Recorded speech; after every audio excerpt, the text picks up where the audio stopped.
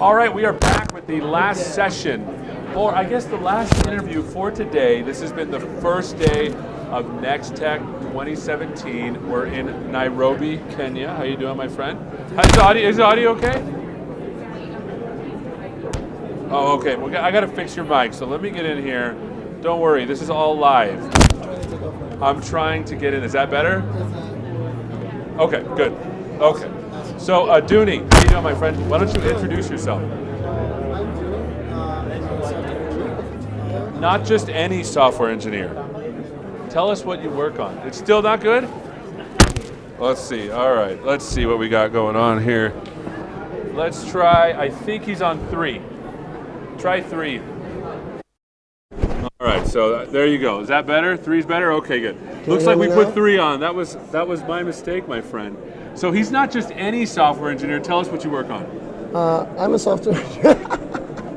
I'm a software engineer on the Channel 9 team. I build the website of what you're watching right now.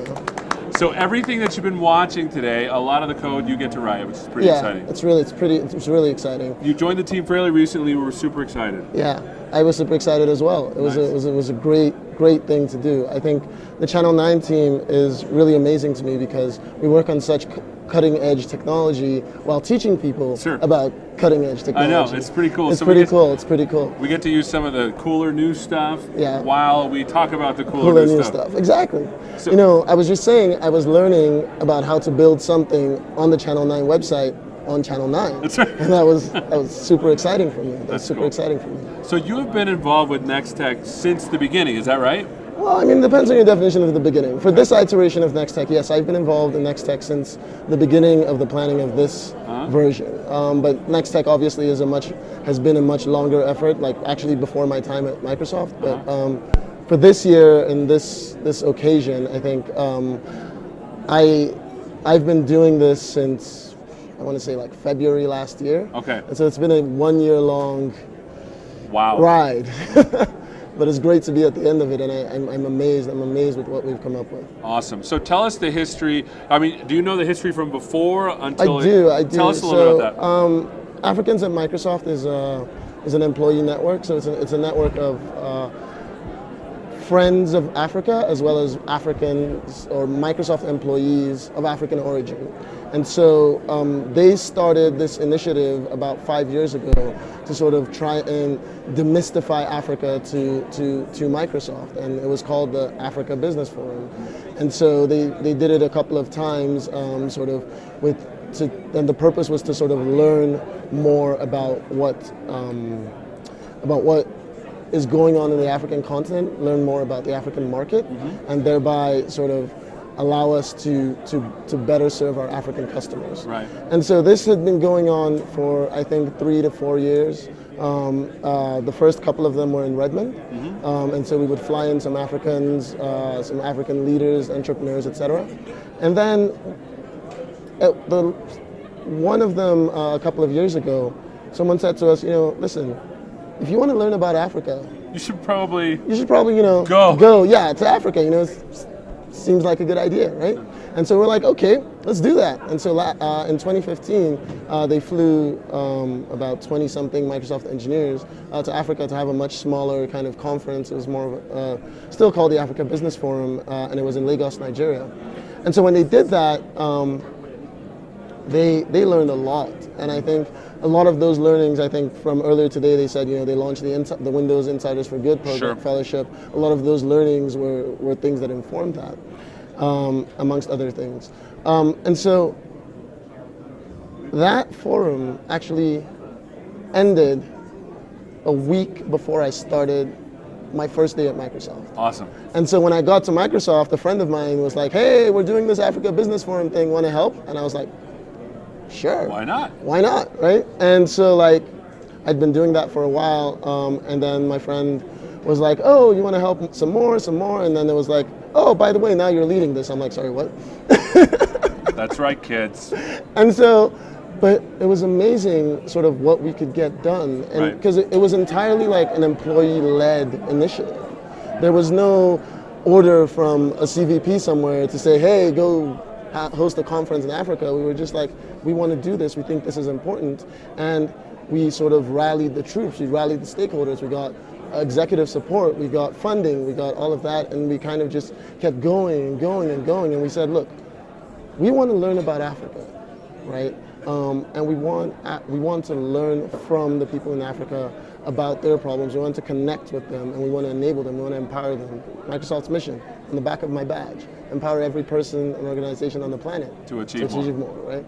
And so we said, best way to do that is to go there. But as I like to do, we decided bigger, better, and so we decided we're going to come to Nairobi this year. And as a matter of scale, I think we've gone up by like 1 or 2 orders of magnitude in terms of like the scope of what this event is, and we're really, really, really excited about what we've sort of come up with. So let's first talk about the goals for this year's NXTA. What are some of the goals that you had coming in? And then obviously we're only halfway through, so tell us how some of those goals have been fulfilled. So the sort of core goals of NXTA Africa and what it is are to listen, to connect, and to enable. Sure. Right? And so we want to learn. Microsoft hosts a lot of conferences. Sure. And we talk about a lot of our stuff a lot. And so we wanted to do something different this time. And we wanted to have a conference where the main focus was for our Microsoft engineers to learn about the market, right? And so that was and continues to be a core goal for us. And so you see that a lot of our discussions, a lot of our panels, even our keynote involved a lot of external speakers. We want to get that feedback, and we host all sorts of sessions to allow us to do that.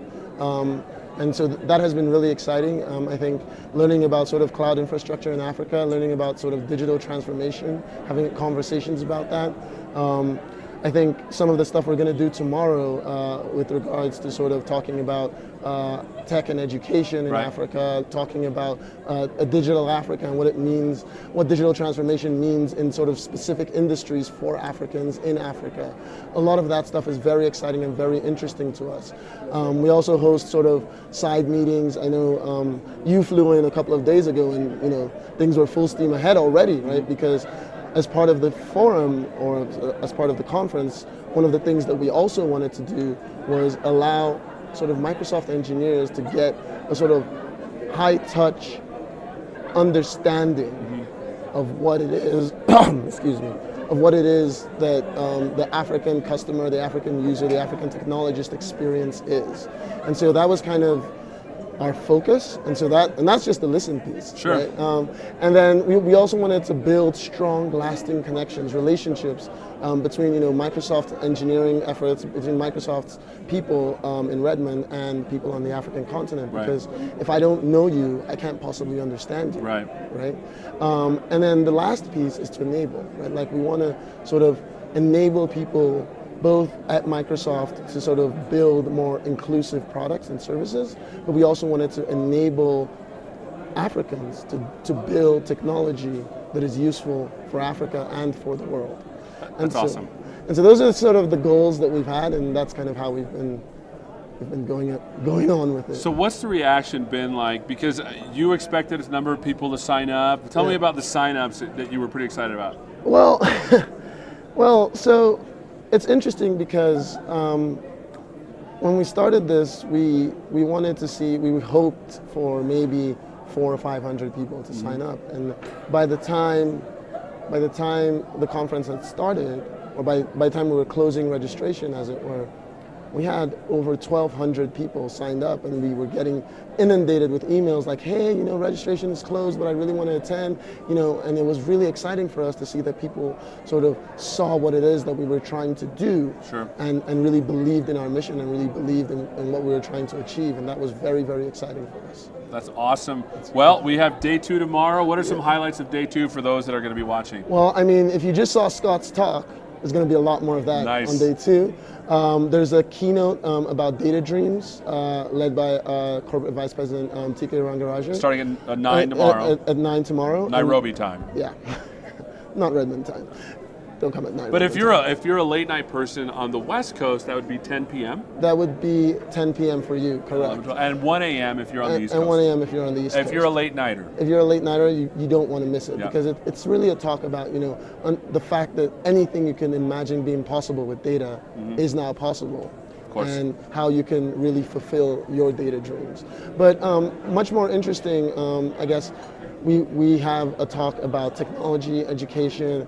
I was actually talking to one of the panelists about that, and he was saying, people like to confuse tech ed with ed tech, and so they're going to have a conversation and kind of unpack awesome. that. And who knows where that's going to go. Right. There's going to be a couple of sessions about digital Africa and what transforming Africa digitally is, and there's going to be a lot of exciting stuff tomorrow. Some stuff about machine learning, some stuff about bots. I know you love machine learning. I think this session there's going to be a deep dive on machine learning.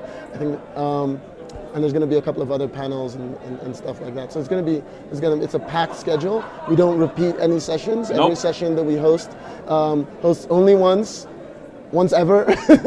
But you'll get to watch it on demand too. And luckily, like he said, all of the sessions that have been live streamed today are going to be available on demand shortly, probably in a week or so. We're pretty excited. Yeah. Well, thanks so much for being with us today, my friend. Thank you. And thanks so much for all the hosting us. effort that you're putting into NXTA, man.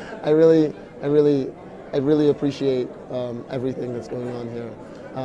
Thank you very much. And thanks again for making the platform that allows us to actually do Channel 9. So thank you for that work, my friend. Thank you for allowing me to do that. All right. Well, thanks so much for watching. This has been day one of NXTA 2017. We're in the beautiful city of Nairobi, in the beautiful country of Kenya. Couldn't come out. We'll see you tomorrow. Take care.